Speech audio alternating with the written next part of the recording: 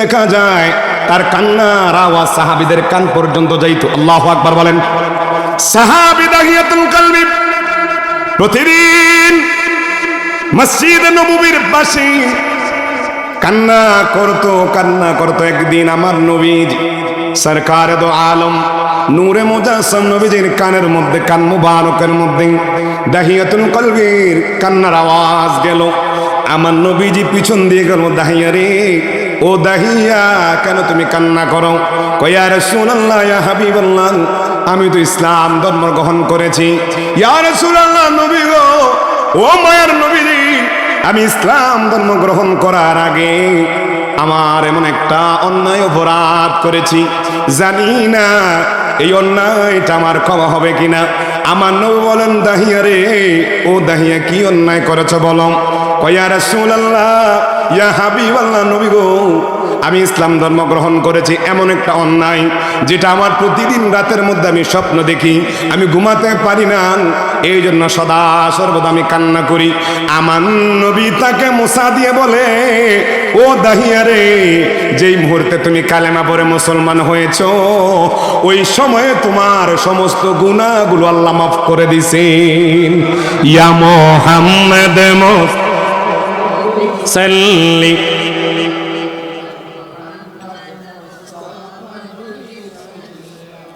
ও হায় শাফায়াতের কান্ডারি, শাফায়াতের কান্ডারি মদিনা ওয়ালা, ইয়া মুহাম্মদ লা, ইয়া মুহাম্মদ আল্লাহর কাছে নূরে তৈয়ার হজিনি, গায়েবের বাণী যার মুখে শুনি, ঠিক না বলেন? আল্লাহর কাছে নূরে তৈয়ার হজিনি, গায়েবের বাণী যার মুখে শুনি, ওরে দুসরা কোনো নাই মাবুদ এক আল্লাহ, ইয়া মুহাম্মদ মুস্তাফা নবী ইয়া মুহাম্মদ হাজিরিন, গভীর মনোযোগ। দাহিয়া আমার নবীর কথা শুনে আরো কান্না আরম্ভ করলেন, হু হু করে কান্না করতে লাগলেন দাহিয়া। আমার নবী বলেন, দাহিয়া রে, কেন কান্না করো? কয় ইয়া রাসূলুল্লাহ, নবী গো, ও মায়ার নবীজি, আমার গুনাহ মাফ হবে সত্য, কিন্তু আমি যে গুনাহ করেছি, যে অন্যায় করেছি, এই অন্যায় মনে হয় আমার মাফ হবে না। আমার নবী বলেন, দাহিয়া রে, ইসলাম গ্রহণ করার আগে কি এমন অন্যায় করেছ? দাহিয়া বলে, ইয়া রাসূলুল্লাহ, নবী গো, আইয়ামে জাহিলি যুগের মধ্যে আমাদের একটা প্রথা ছিল, আমাদের কন্যা সন্তান হইলে আমরা তাদেরকে জীবন্ত দাফন করতাম। কয় হ্যাঁ, এ প্রথা ছিল। কয় ইয়া রাসূলুল্লাহ, নবীজি, আমার গোত্রের মধ্যে যখন মেয়ে কন্যা সন্তান হইত, তারা আমাকে নিয়ে যাইত। আমি এখন নির্দয় লোক ছিলাম, এত প্রাচন্ড ছিলাম, যারা এই মেয়ে সন্তানকে জীবন্ত দাফন করত, আমাকে তারা নিয়ে যাইত। আমি একটা নয়, দুইটা নয়, প্রায় আমার হাতে 70টা মেয়েকে জীবন্ত দাফন করেছে। জোরে কর নাউজুবিল্লাহ, আরো জোরে কর। আমার নবীকে দাহিয়াতুল কলবি বলেন, ও মায়ের নবী গো, আমি 70টা মেয়ে সন্তানকে আমি নিজে দাফন করেছি, আমার কখনো মায়া লাগে নাই, কিন্তু আমার একটা কলিজার টুকরা সন্তানকে আমি নিজ হাতে দাফন করেছি। ইয়া রাসূলুল্লাহ, আমার সন্তানকে আমি নিজ হাতে দাফন করলাম। আমার সন্তান, আমার মা আমাকে বাবা বলে ডাকছে, এই আওয়াজটা এখনো আমার কানের মধ্যে আসে। ইয়া রাসূলুল্লাহ, নবী গো, এই মায়াটা আমি এখনো ছাড়তে পারি না, এই জন্য আমি কাঁদি। আমি মুসলমান হলাম, আমার গুনাহগুলো মাফ হলো, কিন্তু আমি যে অন্যায় করেছি, ওই অন্যায় করার মাফটা আমি পাবো না। আমার নবী বলেন, দাহিয়া রে, কিভাবে কি করেছ? আমার নবীকে দাহিয়াতুল কলবি বলেন, ইয়া রাসূলুল্লাহ, নবীজি, ও মায়ের নবী গো, আমার স্ত্রী যখন গর্ভে ধারণ করলো, আমি প্রায় 3-4 বছরের জন্য চবরে বের হলাম। যাওয়ার সময় আমার সন্তান গর্ভে আছে আমার স্ত্রীকে বললাম, ও প্রাণের স্ত্রী, আমি তোমাকে এই কয়েক বছরের জন্য রেখে গেলাম। এই সন্তান যদি ছেলে হয় তাহলে তুমি মানুষ করবে, তাকে লালন পালন করবে। আর এই সন্তান যদি কন্যা হয় তাহলে তুমি কাউকে নিয়ে মেরে ফেলবে। নাউজুবিল্লাহ। কল ইয়া রাসূলুল্লাহ, ইয়া হাবিবাল্লাহ, নবী গো, আমার সফরে আমি চলে গেলাম। আমি প্রায় 3-4 বছর পরে আসলাম। কয় বছর? জোরে কল। 3-4 বছর আসার পরে ইয়া রাসূলুল্লাহ, আমার ঘরের মধ্যে একটা সুন্দর মেয়ে দেখলাম, যে আমি যেমন সুঠাম দেহের অধিকারী আমার সন্তানটা এরকম সুন্দর হয়েছে। ইয়া রাসূলুল্লাহ, নবী গো, কিন্তু আমার মনের মধ্যে তো তার জন্য মায়া নাই। তার কারণ হলো আমাদের সমাজের মধ্যে যেই ঘরে সন্তান কন্যা হতো, ওই সন্তানকে আমরা সবাই বলতাম কুসন্তান। আমরা সবাই তাকে শয়তানের ওইরকম আমরা প্রেতাত্মা বলতাম। আমরা শয়তানকে যেইভাবে ঘৃণা করি ওইভাবে আমরা ঘৃণা করতাম। ইয়া রাসূলুল্লাহ, সমাজের মধ্যে আমাদের কোনো মূল্য থাকতো না, কোনো বিজি যেই কন্যা সন্তানের জন্য আমাদের সমাজে মূল্য থাকতো না। আমি এই সন্তানকে কখনো বরদাস্ত করতে পারতাম না। ইয়া রাসূলুল্লাহ, নবীজি কয়েকদিন যাওয়ার পর আমার মেয়েটা আমাকে বাবা বলে ডাকতো। এখন আমার সন্তানকে সামনে দেখলে বাবা ডাক শুনলে একটু মায়া লাগতো, কিন্তু এলাকার মানুষের কথা যখন আমার কানে আসতো, যখন তাদের সম্মানের কথা চিন্তা করতাম, তখন আর ওই মেয়ের জন্য মায়া হতো না। ইয়া রাসূলুল্লাহ, কয়েকদিন যাওয়ার পর আমি সিদ্ধান্ত নিলাম, আমি যেহেতু কলব গোত্রের একজন সর্দার রয়েছি, আমি তো মানুষের কাছে মুখ দেখাতে পারবো না। এই সন্তান যতদিন পর্যন্ত আমার ঘরে থাকবে সবাই তো আমাকে দুর্সার করবে, আমাকে কেউ সম্মানের চোখে দেখবে না। এই জন্য আমি তাকে কিভাবে মারা যায়, তাকে কিভাবে হত্যা করা যায় আমি কল্পনা করতে লাগলাম। সূরা নাউযুবিল্লাহ, সালাতুনিয়া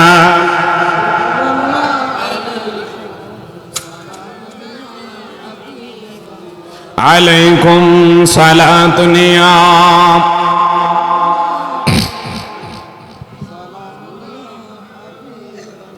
আপনাকে খারাপ লাগতেছে?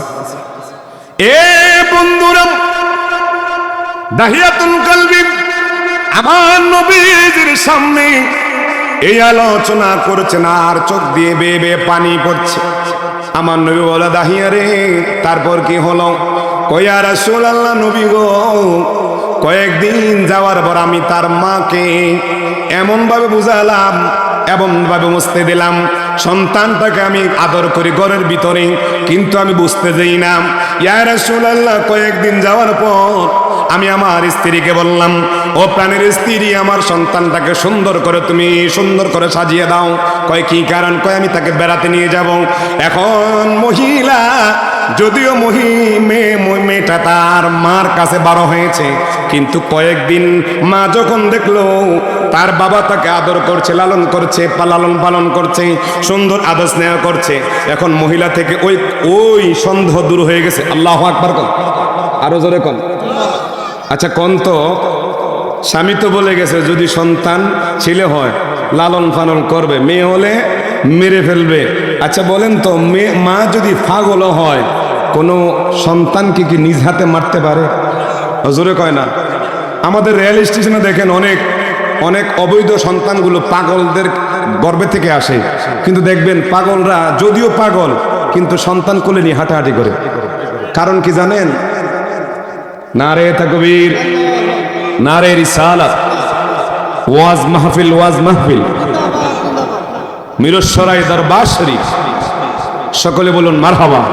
আল্লাহুম্মা সাল্লি আলা দিনা মুহাম্মাদ, আল্লাহ সামনে সাইয়্যিদিনা মাদানা।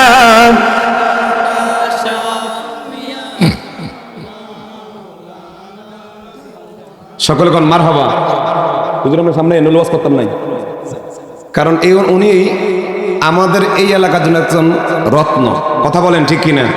সুন্নিয়তের রাহবর। এদেরকে হারালে তারপরে বুঝবেন। যেমন আমার শ্বশুর আল্লামা ফজলুর রহমান আনোয়ারি, তিনি চলে গেছেন। আল্লামা নুরুল ইসলাম ফারুকী, তিনিও শহীদ হয়েছেন। ওনাদের অবস্থান এখন আমরা বুঝছি, কিন্তু বাতিলরা সদা সর্বদা আমাদেরকে কিভাবে দমন করা যায় সেই পায়ে তারা করছে। কথা বলুন ঠিক কিনা?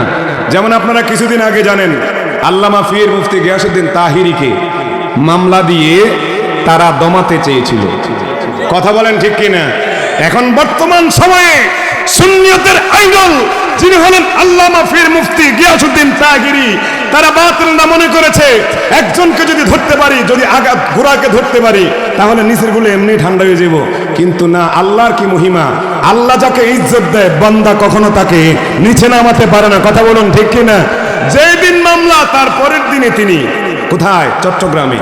শুধু তাই নয়, বুক ফুলিয়ে তিনি আলোচনা করছেন। আলহামদুলিল্লাহ, আগামী দিন বাদে আসর আমাদের জলম কেন্দ্রীয় ঈদগাহ ময়দানে আলোচনা করবেন। ওরে নবী প্রেমিকরা ভয় পায় না। আরে মরণের ভয় তো নেই, কারণ আমাকেও প্রায় 7 থেকে 8 বার হুমকি দেওয়া হয়েছে, তোমাকে যেখানে পাবো সেখানে মারবো। আমি কেউ মরে যাব, তবে ঈমান দেব না। কারণ ঈমান তো আমরা শিখেছি ইমাম আলী মুকাম হুসাইন থেকে কারবালার জমিনে 72 জন আওলাদে পাককে নিয়ে 20,000 মুনাফিকের সামনে তিনি নিজের তাজা রক্ত মুবারক ঢেলে দিয়েছেন, তখনও ঈমান দেন নাই। কথা বলুন ঠিক কিনা? আমরা তো হুসাইনি মুসলমান। বাঁচলে একদিন বাঘের মতো বাঁচবো, 10 দিন শিয়ালের মতো বাঁচার কোনো দরকার নেই। কথা বলুন ঠিক কিনা? জবাই করে ফেলবা করে ফেলো, কিন্তু নবীর প্রেম অন্তর থেকে কখনো সরাতে পারবে না। কথা বলুন ঠিক কিনা?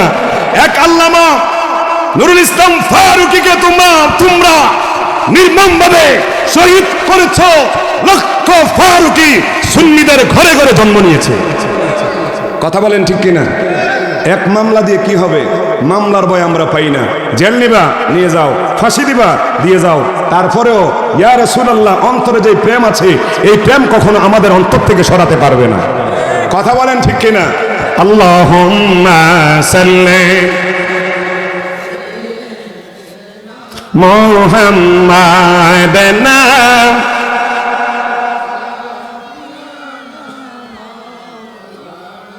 নূর নবীজির আগমনে জগৎ হইল উজালা, দয়াল নবীর আগমনে হইল উজালা। হায় হায় মধুর নামটি স্মরণ কর হে আশিক নিরালা। সাল্লি আলা দিনা মুহাম্মাদ নাম।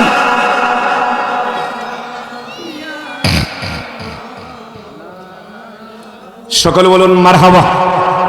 আপনাদের খারাপ লাগতেছে? আমার সাথে রাগ করতেছেন? করেন, দাওয়াতের টেনশন করি না। দাওয়াতের টেনশন নাই, কারণ মুনাফিক হতে পারলাম না। কারণ কি জানেন? যা সত্য তাই বলো, যা আল হক ওয়াজাহাকাল বাতিল। আমার হুজুর এখানে আছেন, ঈমান বিক্রি করার মতো আমরা নই। কথা বলুন ঠিক কিনা? আরে আমাদের দরবার, চাঁদপুর ঈশা দরবার শরীফকে সর্বপ্রথম তোমরা প্রথম দিনই হামলা করেছো। আমরা কিছু বলি নাই, তার কারণ হলো করে যাও। কিন্তু এখন আসো, একটাও ছাড় দেব না। কথা বলেন। রাতের আধারে মুনাফিকের মতো তোমরা কেন মাজারে হামলা করো? কেন তোমরা ওলি আল্লাহর সামনে গুস্তাখি করো? 16 বছর কি করেছো? 16 বছর পালাইয়াছিল। কিন্তু এখন বর্তমানে ওই একটা কথা আছে না, হাতি যখন লোদে ভরে সামসিকাও, জোরে কন্যা, হাতি যখন লোদে ভরে সামসিকাও ঠ্যাং তোলে। 16 বছর কিছু করতে পারো নাই। যেই মুহূর্তে ক্ষমতায় তোমরা আসলে, ক্ষমতার অপব্যবহার শুরু করে মাজারে হামলা করেছো। মাজারে তোমরা হামলা করে গরু চুরিও তোমরা করতেছো। আমরা দেখেন নাই? আরো জোরে কন। আরে আল্লাহ ছাড় দেয়, ছেড়ে দেয় না। কয়েকদিন পরেই তো শুরু হয়ে গেল ইজতেমার মধ্যে 2 পক্ষের মারামারি।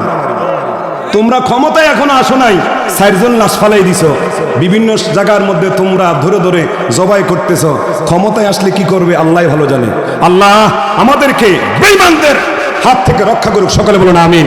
বেঈমানদের হাত থেকে আমাদের ঈমানকে রক্ষা করুক। সকলে বলুন আমিন। আরো জোরে বলুন আমিন। সবাই নবীর প্রেমে জীবন দিতে প্রস্তুত আছি তো ইনশাআল্লাহ? আরো জোরে বলুন ইনশাআল্লাহ। আছি, প্রস্তুত আছি তো? একটা তাকবীর দেন, নারে তাকবীর, নারে রিসালাত, নারে গাউসিয়া, শাহজালালের হাতিয়ার গর্জে উঠুক আরেকবার, সকলে বলুন মারহাবা। এই দেওরা আমাদের সুন্নিয়তের মার্কাজ, কথা বলেন, সুন্নিয়তের একটা মার্কাজ, এখানে বাতিলের কোনো ঠাঁই নাই, কথা বলেন। আল্লাহ কবুল করুক, আমিন কোন। এ হাজিরিন, আপনার খারাপ লাগতেছে? দাওয়াত দেওয়ার দরকার নাই, দাওয়াত আমরা আলহামদুলিল্লাহ। আমার জনে কইছে জব করে লেবো, মেরে লেবো। আমি বাড়িতে শোনাইছি না, আম্মার ওই দিন শোনাইলাম, আম্মা কো বাবা তুমি যাওয়ার দরকার ঢাকা। কেন আম্মা? কপালে যদি ওইভাবে লেখা থাকে মারা, তাহলে মেয়েরা শহীদ হয়ে যাবে। কি বলেন? মারবে তো হুমকি দিয়ে কেন? সামনে আসে, ওপেন করো, কি নিয়ে মারবা? আমরা একটাই আছে, নবী প্রেম। আমাদের তোমাদের মতো তলোয়ার নাই, তোমাদের মতো পিস্তল নাই, তোমাদের মতো আমাদের কাছে মেশিন গান নাই, আমাদের কাছে একটাই আছে, নবী প্রেম। কথা বলেন ঠিক কি না? আরো জোরে বলেন। এই নবী প্রেম আমাদের যথেষ্ট। আমরা দুনিয়ার মায়ায় পড়ে কি করব? দুনিয়ার কয়েকদিন রাসূলুল্লাহ যদি আমাদেরকে কবুল করে নেই, আমাদের জন্য যথেষ্ট। কথা বলেন। এ হাজিরিন, দাহিয়াতুন কলবি, আমার নবীকে বলেন, ইয়া রাসূলুল্লাহ, আমার সন্তানকে আমার স্ত্রী সুন্দর করে গোসল করাইল, সুন্দর জামা পরাইল, সুন্দর জামা পরাই আমার সাথে দিল।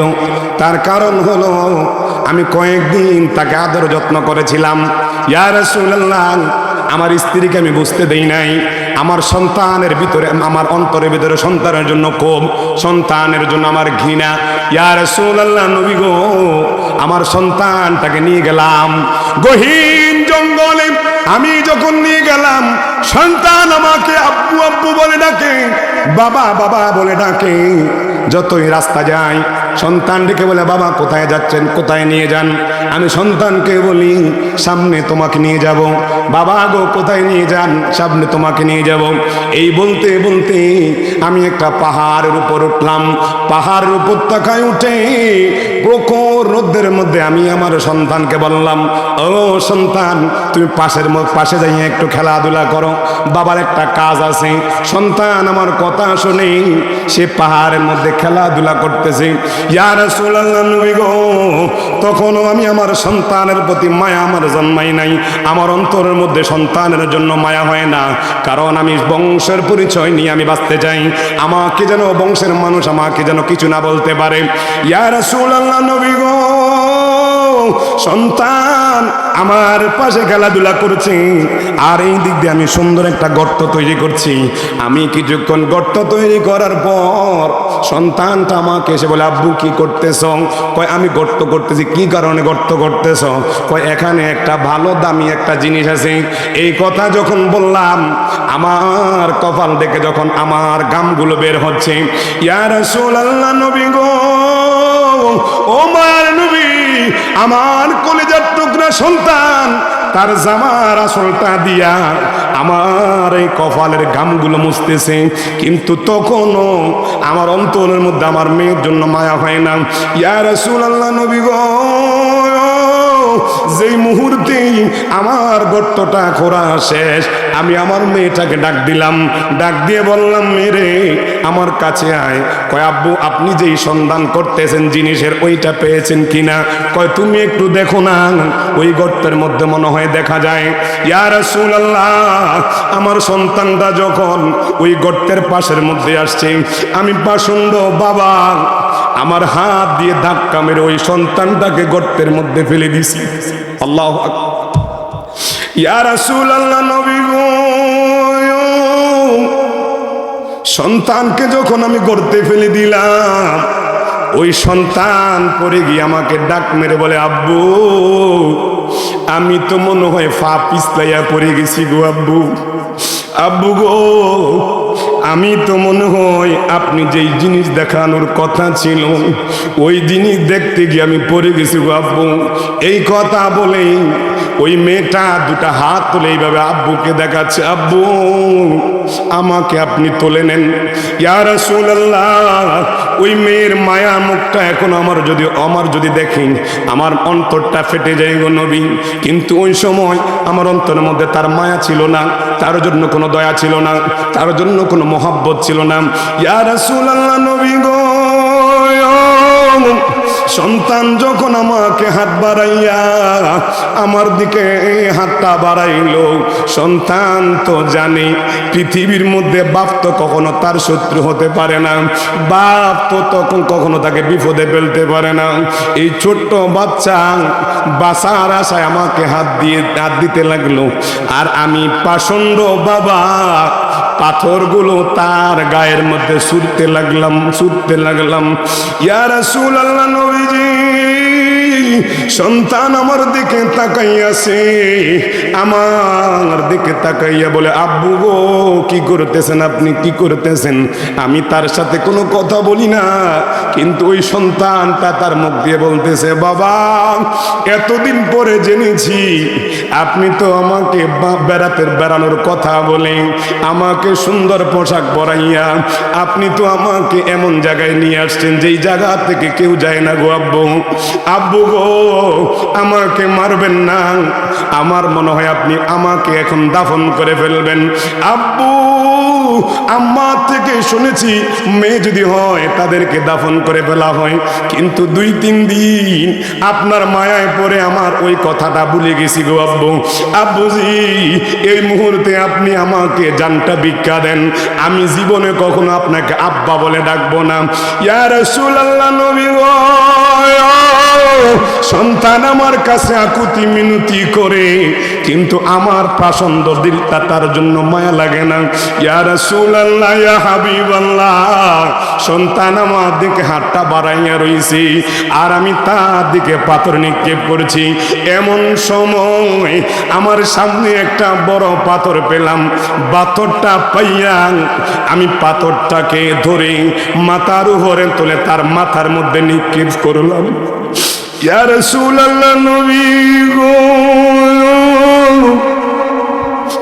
যেই মুহূর্তে বড় পাথরটা আমার সন্তানের মাথার মধ্যে মারতে দেরি, সন্তানের মাথাটা 2টা ভাগ হয়ে গেছে। না, আরো জোরে কোন, কার সুরতে? দাহিয়াতুল কলবি, আমার নবীর একজন সাহাবী। শুধু তাই নয়, মুসলিম শরীফের 8 নম্বর হাদিস, হযরত ওমর রাদিয়াল্লাহু তাআলা আনহু বলতেছেন, আমার নবীর সামনে একজন এমন আগন্তুক লোক আসছে, আমি তিনাদেরকে চিনলাম না, কেউ তাকে চিনে না। এত সুন্দর, এত সুশ্রী, এত সুঠাম দেহের অধিকারী এসে আমার নবীর সামনে 2 হাঁটু গাড়িয়ে বসছে। বসার পরে আমার নবীকে 3টা প্রশ্ন করেছে, মাল ইসলাম, ওমাল ঈমান, ওমাল ইহসান। জোরে বলুন আল্লাহু আকবার। আমার নবীজির কাছে 3টা প্রশ্ন করেছেন, নবীজির কাছে প্রশ্ন করে উত্তর দিয়ে চলে গিয়েছেন। হযরত ওমর রাদিয়াল্লাহু তাআলা জিজ্ঞাসা করতেন, ইয়া রাসূলুল্লাহ, সে কে? কয়, আনা হে হলো জিবরাইল। জোরে কোন সুবহানাল্লাহ। এ হাজিরিন, বুঝা গেল জিবরাইল আমিন আমার নবীজির কাছে দাহিয়াতুল কলবি সাহাবীর সূরতে এসেছে। আল্লাহু আকবার কোন, জোরে কোন আল্লাহু আকবার। সালাতুনিয়া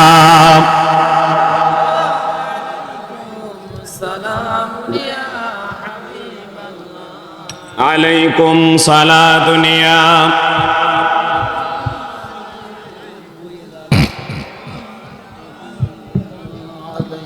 সালাতুনিয়া রাসূলুল্লাহ, আলাইকুম সালামুনিয়া। আপনার খারাপ লাগতেছে? কার সুরতে আসছে? দাহিয়াতুল কলবি। এই ঘটনাটা ইনশাআল্লাহ বলবো, তারপরে ওই 3জন লোক মনে আসেনি? এ বন্ধুরা, দাহিয়াতুল কলবি এমন একজন লোক ছিল আমার নবীজির সাহাবী। তিনি অত্যন্ত সুদর্শন একজন পুরুষ ছিল। আমার নবীজি সরকারে দো আলম নূরে মুজাসসাম নবীজির হাতে, এই কালবগুপ্ত লোকটা আমার নবীজির হাতে ইসলাম ধর্ম গ্রহণ করেছেন। যেই দিন থেকে ইসলাম ধর্ম গ্রহণ করলেন, সেই দিন থেকে দাহিয়াতুল কলবি মসজিদে নববীর পাশে এক কোনায় বসে বসে কান্না করত। আল্লাহু আকবার বলেন। কান্না করে সজোরে কান্নায় মনাবে ও কান্না করত। অনেক সময়